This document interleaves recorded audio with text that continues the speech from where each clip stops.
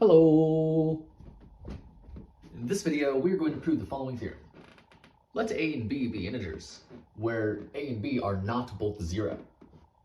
Then the greatest common divisor of a and b is the smallest positive integer of the form as plus bt, where s and t are integers. Now, before we get into the proof, let's get some context.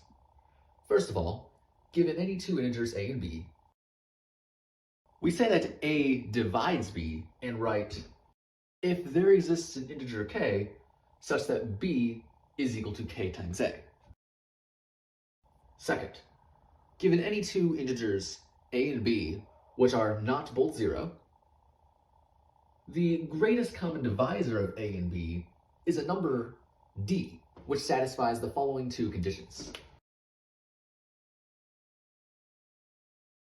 The first is that d divides both a and b, and for every integer c that divides both a and b, c is less than or equal to d.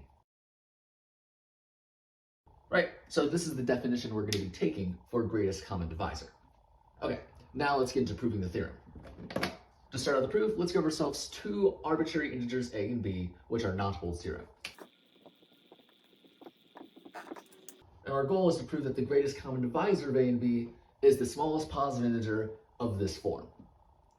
And to do that, we're going to consider the set of all positive integers of this form.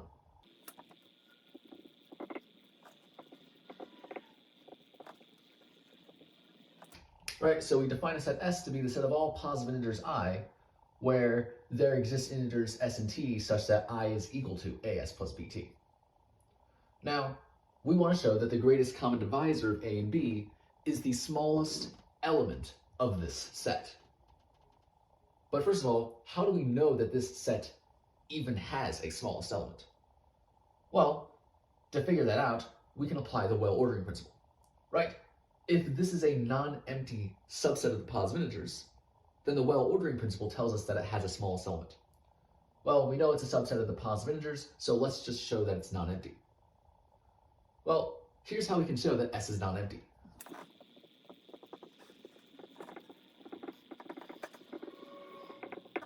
If we take I to be a squared plus b squared, s to be a, and t to be b, then a squared plus b squared is an element of S. The reason why is because, well, to start, we know that a squared plus b squared is going to be a positive integer. The reason why is because if a squared plus b squared wasn't a positive integer, well, we at least know that a squared plus b squared is greater than or equal to 0. But since we're under the assumption it's not a positive integer, a squared plus b squared must then equal 0. But if you recall, if a squared plus b squared is equal to 0, that must imply that both a squared and b squared are equal to 0. Well, since a squared is equal to 0, it follows that a is equal to 0, and since b is equal to 0, it follows that b is equal to 0. But that contradicts our assumption that a and b are not both 0. So yeah, we must instead have that a squared plus b squared is greater than 0. So yeah, our choice of I is a positive integer, so we're good there. Now let's just verify that a squared plus b squared is equal to as plus bt for our choices of s and t. Well, yeah, a times a plus b times b is equal to a squared plus b squared. So a squared plus b squared satisfies this condition as well. So yeah, a squared plus b squared is an element of S. So this tells us that S is a non-empty subset of the positive integers. So by the well-ordering principle, S has a smallest element. And let me call that smallest element D.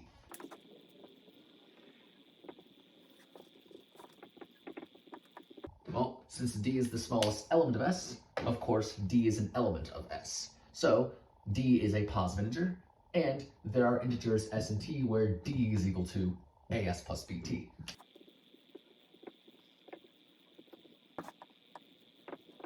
And our whole goal now is to show that the greatest common divisor of a and b is equal to d. So really, we want to show that d satisfies both of these conditions. Well, let's first show that d divides both a and b. Well, let's show that d divides a. And to show that d divides a, we're going to apply the division algorithm to a divided by d. Now, if you recall, the division algorithm goes like this. Given any two integers, x and y, where y is greater than 0, there are integers q and r which satisfy the following conditions.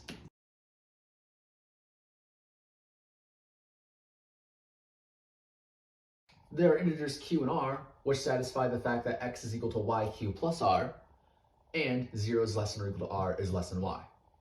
Right, we can think of q as our quotient and r as our remainder. Okay, now applying this principle to a to d, we take x to be a and y to be d. Right? We know that d is greater than 0 because it's a positive integer. So by the division algorithm, we obtain integers q and r which satisfy the fact that a is equal to dq plus r, and 0 is less than or equal to r is less than d.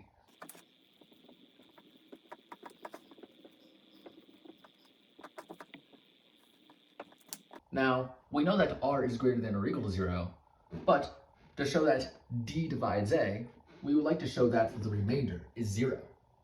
So, let's assume for contradiction that r is strictly greater than 0. Well then, notice, taking this equation, we have that r is equal to a minus dq. We know that d is equal to as plus bt. Distributing the minus q across, we get this, and then if we focus on the terms with a in it, if we factor out an a, we get, and then considering the term with the b in it, we're going to rewrite this as plus b times negative qt. But now, the fact that r is greater than 0 and r is equal to this tells us that r is an element of S. The reason why is because, well, if we take I to be R, then yeah, R is a positive integer because R is greater than 0. And to see that R satisfies this condition, if we take S to be this integer and T to be this integer, well then, R is equal to AS plus BT.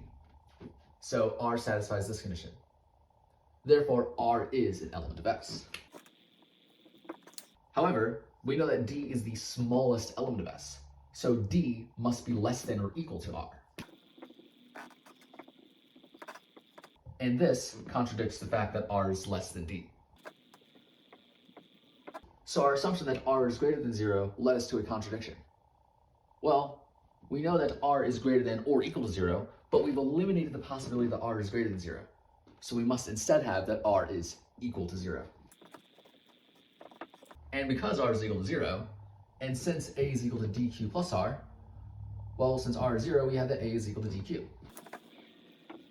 So this tells us that D divides A. So we've shown that D divides A, now we want to show that D divides B. And in a similar way to what we just did, we're going to apply the division algorithm to B divided by D.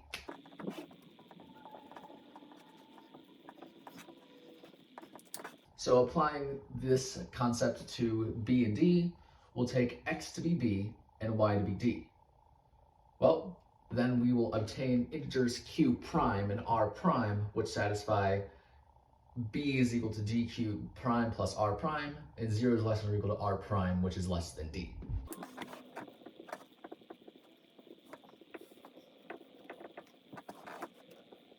And just like what we did above, we are going to assume for contradiction that R prime is strictly greater than 0.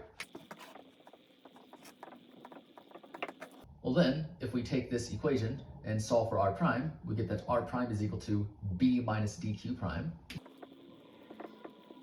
And we know that D is equal to AS plus BT. And if we distribute the minus Q prime across, we get.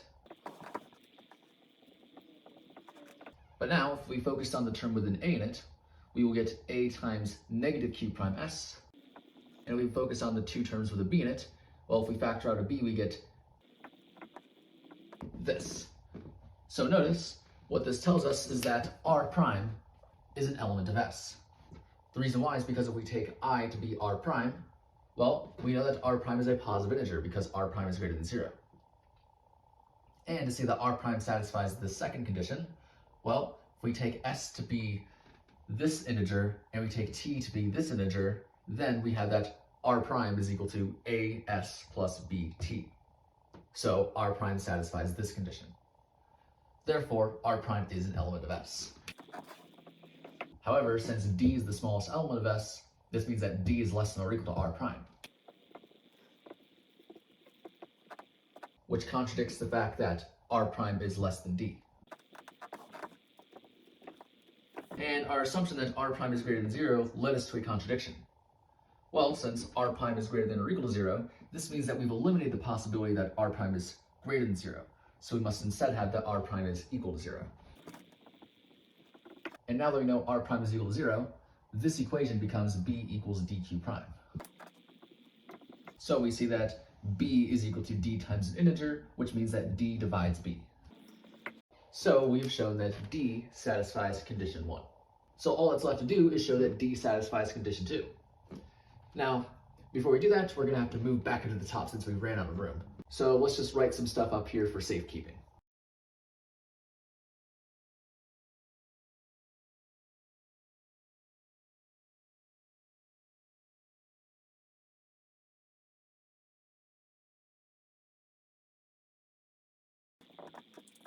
Okay, so all that's left to show is that 2 is satisfied. Now, we're trying to prove a statement about every integer which satisfies these two conditions. So give me any integer which satisfies these two conditions. I'll call it c. The whole goal is to show that c is less than or equal to d. And to start, since c divides a, this means that there is some integer u such that a is equal to c times u. Similarly, since c divides b, this means that there is some integer v such that b is equal to c times b.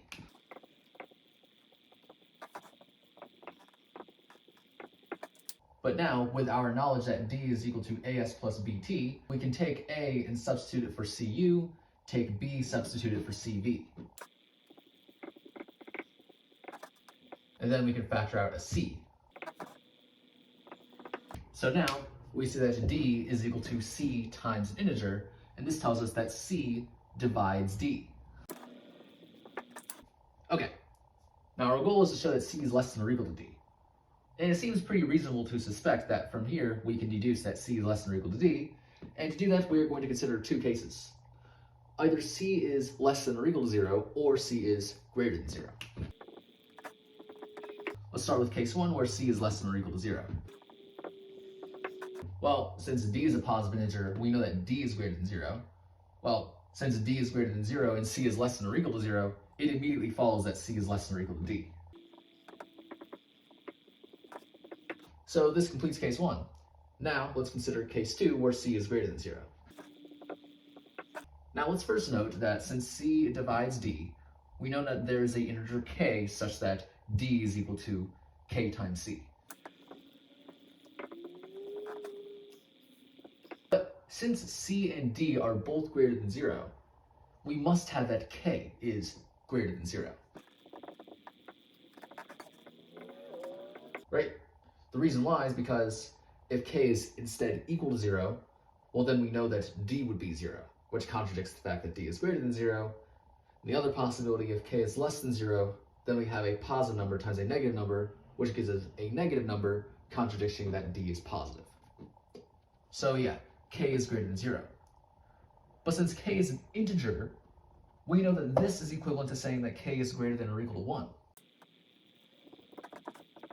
And now, observe that d is equal to k times c.